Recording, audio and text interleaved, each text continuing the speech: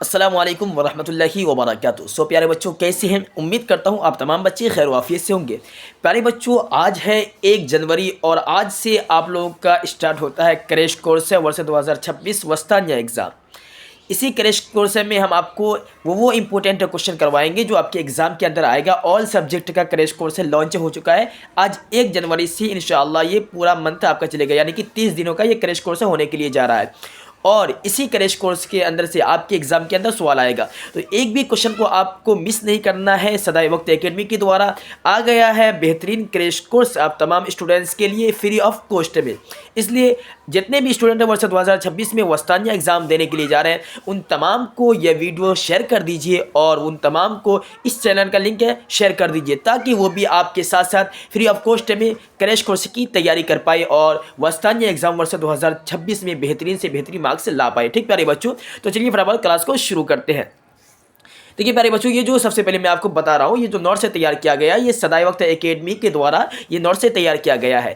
और इस नोट्स में इम्पोर्टेंट क्वेश्चन आपका जो आने वाला है वर्ष 2026 के अंदर, यानी कि मदरसा बोर्ड के न्यू सिलेबस के अकॉर्डिंग इस नोट्स को तैयार किया गया है। और सिर्फ आपको 1 महीना पढ़ना है। कितना पढ़ना है भाई?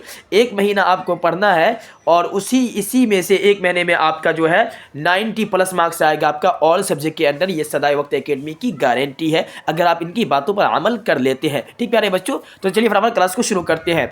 और मैं बता देता हूँ एक बात और, कि इसी चैनल पर आपको वस्तानिया एग्जाम में कुल जो 9 सब्जेक्ट है, 9 सब्जेक्ट का जो क्रैश कोर्स है वो इसी चैनल पर आपको फ्री ऑफ कॉस्ट में मिलेगा। और आज से क्लास स्टार्ट हो गया है, ठीक है ना। शुरुआत में सारी जानकारी आपको दे दिया, फटाफट आप क्लास को शुरू करते हैं। देखिए प्यारे बच्चों, ये जो क्लास होने के लिए जा रहा है ये क्रैश कोर्स से डे 1 दीनियात पार्ट 1 क्लास होने के लिए जा रहा है, ठीक है ना। अब यहाँ पर देखिए सवाल ये पूछ रहा है कि कुरान करीम में आखिरी सूरा का नाम क्या है, ठीक है ना। शुरू में आपका ऑब्जेक्टिव है और ये जो मैं करवा रहा हूँ ये हिस्सा अव्वल है और ये 2 नंबर वाला सवाल है। इसके बाद फिर आपका 5 नंबर वाला सवाल आएगा, फिर 7 नंबर वाला, उसके बाद फिर आपका 10 नंबर वाला सवाल आएगा, ठीक है ना। तो इसका जो जवाब आएगा सूरह नास आएगा, ठीक है ना। आपके एग्जाम के अंदर क्वेश्चन ये ऑप्शन आएगा, ठीक है। क्वेश्चन नंबर 2 में आपसे लिखा जा रहा है कि अबू लहब हुजूर सल्लल्लाहु अलैहि वसल्लम का कौन था, ठीक है ना। अबू लहब हुजूर सल्लल्लाहु अलैहि वसल्लम का कौन था, तो वो कौन था? तो चाचा था। अबू लहब कौन था? चाचा था, ठीक है ना। आगे बढ़ते हैं। क्वेश्चन नंबर यहाँ पे 3 में आपसे पूछा जा रहा है कि पारा अम्म कुरान का कौन सा पारा है? पारा अम्मा कुरान शरीफ का कौन सा पारा है? तो आप लोग जानते हैं कि अम्मा पारा तरीके के नाम से कुरान शरीफ का जो 30वां पारा ये मशहूर हो गया है, चूँकि जो स्टूडेंट्स होते हैं छोटे छोटे वो पहले अम्मा पारा यानी कि 30वां पारा पढ़ते हैं, फिर उसके बाद कुरान शुरू करते हैं। तो पारा अम्मा कुरान शरीफ का 30वां पारा है, ठीक है ना। इसे भी आप लोग याद कर लीजिएगा, ठीक है। चलिए अब ये देखिए कुरान करीम किस का कलाम है? कुरान करीम किसका कलाम है? तो बेशक कुरान करीम जो है वो अल्लाह तबारक व तआला का कलाम है, ठीक प्यारे बच्चों। देखिए एग्ज़ाम आपका फौरी तौर पे होने वाला है और वैसे में ये क्लास है और इसमें जो है इधर उधर की चीज़ें नहीं पढ़ाई जा रही। जो आपके एग्ज़ाम के अंदर आने वाला है ना वही तमाम चीज़ें इसमें पढ़ाई जा रही है, इसलिए वीडियो को एक भी क्वेश्चन को आपको स्किप नहीं करना, ठीक। आगे देखिए क्वेश्चन नंबर यहाँ पे देखिए 5 में लिखा हुआ है कि आसमानी किताबों में आखिरी किताब का नाम क्या है? आसमानी किताबों में आखिरी किताब का नाम क्या है? तो जवाब कुरान मजीद। आखिरी किताब कौन सी आसमानी किताबों में? कुरान मजीद, ठीक है ना। उसके बाद लिखा हुआ है कि आसमानी किताबें कितनी है? क्वेश्चन नंबर 6 में लिखा हुआ है आसमानी किताबें कितनी है? आपको जवाब देना है कि आसमानी किताबें 4 है। कितनी आसमानी किताबें? 4 है, ठीक प्यारे बच्चों। आगे बढ़ते हैं। आगे क्वेश्चन नंबर 7 में पूछा जा रहा है कि सबसे पहले नबी का नाम क्या है? सबसे पहले नबी का नाम क्या है? आपको जवाब देना है हज़रत आदम अलैहिस्सलाम सबसे पहले नबी है, सबसे पहले नबी का नाम है, ठीक है ना। चलिए अब क्वेश्चन नंबर 8 की तरफ बढ़ते हैं। क्वेश्चन नंबर 8 में आपसे पूछा जा रहा है कि सबसे आखिरी नबी का नाम क्या है? सबसे आखिरी नबी का नाम क्या है? तो सबसे आखिरी नबी का नाम है हज़रत मोहम्मद मुस्तफ़ा सल्लल्लाहु अलैहि वसल्लम। क्या है? हज़रत मोहम्मद मुस्तफ़ा सल्लल्लाहु अलैहि वसल्लम सबसे आखिरी नबी का नाम है। उसके बाद क्वेश्चन नंबर 9 में आपसे पूछा जा रहा है कि कुरान करीम किस नबी पर नाजिल हुआ? कुरान करीम किस नबी पर नाजिल हुआ? तो ये जो है हज़रत मोहम्मद मुस्तफ़ा सल्लल्लाहु अलैहि वसल्लम पर नाजिल हुआ, बेशक आप लोग जानते हैं। चलिए क्वेश्चन नंबर 10 की तरफ बढ़ते हैं। क्वेश्चन नंबर 10 में लिखा हुआ है उस सूरह का नाम बताइए जो 2 मरतबा नाजिल हुई। वो कौन सी सूरह है जो 2 मरतबा नाजिल हुई है? तो सूरह अल-हम्द यानी कि अल्हम्दुलिल्लाह रब्बिल आलमीन जो है ये 2 मरतबा नाजिल हुई है, ठीक है ना। चलिए, कुरान करीम बंदों के लिए क्या है? कुरान करीम बंदों के लिए क्या है? क्वेश्चन नंबर 11 में आपसे पूछा जा रहा है, ठीक है ना। तो जवाब देना है कि हिदायत है। कुरान करीम बंदों के लिए क्या है भाई? कुरान करीम बंदों के लिए हिदायत है, ठीक है ना। आगे बढ़ते हैं। आगे क्वेश्चन नंबर यहाँ पे 12 में पूछा जा रहा है कि कुरान करीम में सबसे पहला कहाँ नाजिल, कुरान शरीफ सबसे पहले कहाँ नाजिल हुआ? कुरान शरीफ सबसे पहले कहाँ नाजिल हुआ? तो गारे हिरा के अंदर नाजिल हुआ, ठीक है ना। कहाँ? गारे हिरा के अंदर ये नाजिल हुआ। ओके, आगे बढ़ते हैं। आगे क्वेश्चन नंबर 13 में आपसे पूछा जा रहा है कि सबे मसानी किस सूरह को कहा जाता है? तो सूरह अल-हम्द को कहा जाता है। किस सूरह को? सूरह अल-हम्द को कहा जाता है, ठीक है ना। आगे बढ़ते हैं। आगे क्वेश्चन नंबर 14 में आपसे पूछा जा रहा है कुरान करीम में कुरान करीम कितने साल में मुकम्मल हुआ? यानी कि कुरान करीम जो है वो कुल कितने साल में नाजिल हुआ, ठीक है ना।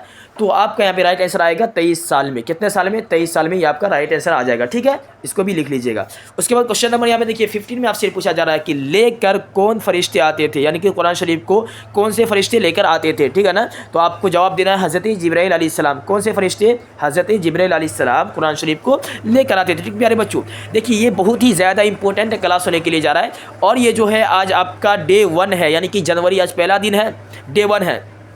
इसके बारे में फुल डिटेल तो हम आपको वीडियो में बता ही दिए हैं कि किस दिन कौन से सब्जेक्ट का ये क्लास होगा। फिर भी मैं आपको बता देना चाहता हूँ, अभी ये आपका डे 1 है और ये दीनियत का क्लास है। तो ये जो अपलोड होगा ना, ये प्यारे बच्चों, ये कुल 6 बजे, कितने बजे अपलोड होगा? ये आपका 5 बजे होगा। कितने बजे? ये 5 बजे होगा आपका, 5:00 में ये आपका अपलोड होगा और ये कितना में? PM में होगा, यानी कि शाम में होगा, ठीक है ना। 5 PM में होगा ये आपका दीनियत का क्लास। कौन सा क्लास होगा प्यारे बच्चों? दीनियत का 5 PM में होगा। इसी तरीके से मैं फिर से बता देना चाहता हूँ ताकि आप लोगों को आसानी हो और आप लोग अपना रूटीन को सेट कर लीजिए, ठीक है ना।